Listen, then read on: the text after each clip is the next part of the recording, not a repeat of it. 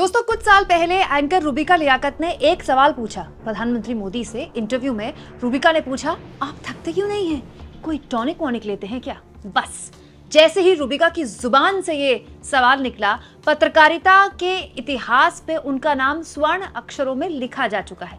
इतना तगड़ा सवाल, मतलब देश के मौजूदा प्रधानमंत्री से पूछने वाली पत्रकार रूबिका लियाकत को इसके लिए पद्मश्री तो जरूर सम्मानित किया जाना चाहिए। लेकिन बड़ा सवाल यह है दोस्तों कि मोदी जी 18-18 घंटे काम करते हैं कि 20 घंटे काम करते हैं, कि मोदी जी सोते नहीं हैं, कि मोदी जी इतना काम करते हैं कि थकते नहीं हैं, कोई टॉनिक वॉनिक लेते हैं कि नहीं लेते हैं। इस तरह के सवाल सुन सुन के ना हमारे कानों से तेल निकल गया है। मतलब पिछले 10 सालों में जब भी मोदी जी कोई इंटरव्यू देते हैं, कोई भी एंकर हो जाए, मेल फीमेल, सारे एंकर यही पूछते हैं, मोदी जी आप थकते क्यों नहीं हैं? आप इतना जोश कहाँ से लाते हैं? आप इतने लगातार कार्यक्रम पर कार्यक्रम कैसे करते हैं? और मोदी जी हा हा हा मुस्कुराते हुए बस इस सवाल को टाल देते हैं। लेकिन मैं ये जानना चाहती हूँ कि ये सवाल केवल मोदी जी पर ही फिट बैठता है, क्योंकि रूबिका लियाकत के टॉनिक वाले सवाल तो अब राहुल गांधी से भी पूछे जाने चाहिए। दोस्तों, राहुल गांधी का कुछ दिन का अगर आप शेड्यूल छोड़ दें और केवल कल का शेड्यूल देखें तो जरा गौर से देखिएगा। कल राहुल गांधी ने महाराष्ट्र में एक प्रेस कॉन्फ्रेंस की, एक लंबी चौड़ी प्रेस कॉन्फ्रेंस जिसकी काफी चर्चा हुई। उसको लेकर मैंने भी आपको खबर दिखाई थी। तिजोरी वगैरह वो लेकर आए थे। तिजोरी खोलकर उन्होंने दिखाया कि एक हैं तो सेफ हैं, इस नारे का असली मतलब क्या होता। और काफी लंबी चौड़ी प्रेस कॉन्फ्रेंस थी। राहुल गांधी आते हैं तो अपनी बात बोलकर निकल नहीं जाते हैं। वहाँ पर जो सवाल है उन सवालों को लिया जाता है और उसके बाद राहुल गांधी उन सवालों का जवाब देते हैं रिपोर्टर्स को। उसके बाद राहुल गांधी झारखंड गए। झारखंड में भी उन्होंने प्रेस कॉन्फ्रेंस की, क्योंकि कल चुनाव प्रचार का आखिरी दिन था। तो महाराष्ट्र और झारखंड दोनों जगह राहुल गांधी ने प्रेस कॉन्फ्रेंस की और अपने चुनावी अभियान को खत्म करने के बाद फिर राहुल गांधी चले गए अमृतसर। दोस्तों, अमृतसर स्वर्ण मंदिर में राहुल गांधी ने शाम बिताई, मत्था टेका और कुछ इस तरह से सेवा अरदास की। वैसे भी राहुल गांधी गुरुद्वारे जाते रहते हैं दोस्तों, लेकिन राहुल गांधी चुनाव प्रचार के बिल्कुल खत्म होने के बाद मंदिर गए। ऐसा भी नहीं है कि उनके मंदिर जाने के बाद कोई राजनीतिक लाभ उनमें खोजा जा सके, क्योंकि चुनाव का प्रचार तो अब खत्म हो गया है। अब आप जरा राहुल गांधी का पूरा कल का शेड्यूल देखिए दोस्तों। राहुल गांधी पहले मुंबई में प्रेस कॉन्फ्रेंस कर रहे हैं, फिर वो झारखंड में प्रेस कॉन्फ्रेंस कर रहे हैं। कहाँ मुंबई, कहाँ झारखंड, ठीक है। उसके बाद फिर वो अमृतसर जाकर गोल्डन टेम्पल में मत्था टेक रहे हैं। तो कोई राहुल गांधी से तो नहीं पूछता कि राहुल गांधी थकते क्यों नहीं है, कोई टॉनिक वॉनिक लेते हैं क्या, या फिर इस तरह के सवाल पर केवल मोदी जी का ही एकाधिकार है। और राहुल गांधी का पूरा शेड्यूल अगर आप देखें, ताबड़तोड़ जब से वायनाड में प्रचार खत्म हुआ है, वायनाड में वोटिंग हुई है, उसके बाद से राहुल गांधी और प्रियंका गांधी ताबड़तोड़ रैलियां कर रहे हैं। राहुल गांधी महाराष्ट्र में भी रैलियां कर रहे हैं, राहुल गांधी झारखंड में भी रैलियां कर रहे हैं, और वो लंबी चौड़ी रैलियां होती हैं। यहाँ मैं एक और चीज कहना चाहती हूँ दोस्तों, ये जो मेहनत होती है ये केवल राहुल गांधी ही नहीं होती है। आप पश्चिम बंगाल के चुनाव में देख लीजिए, हर चुनाव में ममता बनर्जी जिस तरह की रैलियां करती हैं, बाप रे, मतलब ताबड़तोड़। दोस्तों, ममता बनर्जी जिस तरह के मार्चेस करती हैं, जिस तरह का उनका प्रचार होता है, अद्भुत। लेकिन ममता चुनाव हारे या जीते, उनसे कोई नहीं पूछता आप थकती क्यों नहीं है, कोई टॉनिक वॉनिक लेती हैं क्या।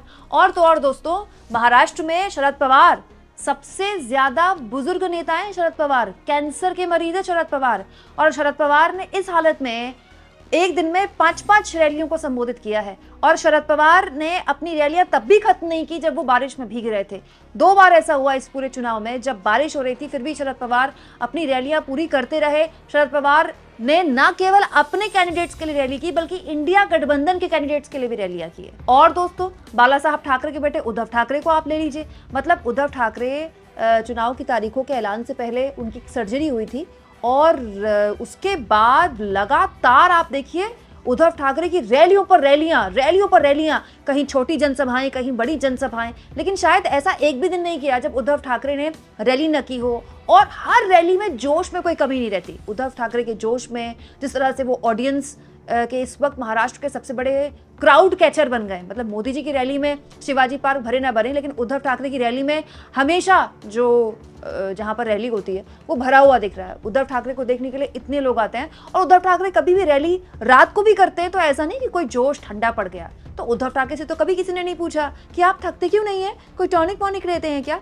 उद्धव ठाकरे तो ताबड़तोड़ इंटरव्यूज भी दे रहे हैं न्यूज चैनल्स को, और इंटरव्यूज ले भी रहे हैं उनके न्यूज़ चैनल्स। उसके बाद भी उनसे किसी ने नहीं पूछा, किसी एंकर ने नहीं पूछा कि उद्धव साहब अभी आपकी सर्जरी हुई है, उसके बाद आप ताबड़तोड़ काम में लग गए हैं, कोई टॉनिक वॉनिक लेते हैं क्या? दोस्तों, मैं हमेशा इस बात को कहती हूँ कि हम अपने नेताओं से कितनी भी नफरत करें, चाहे वो किसी भी पार्टी के नेता हों, इस पार्टी के, उस पार्टी के, हम बाय डिफॉल्ट अपने नेताओं को पसंद नहीं करते। हमारे हिसाब से सारे नेता चोर हैं, क्योंकि पॉलिटिक्स काफ़ी डर्टी है। लेकिन किसी विधायक और सांसद के घर आप चले जाइए और सुबह से रात तक उसका शेड्यूल देखिए।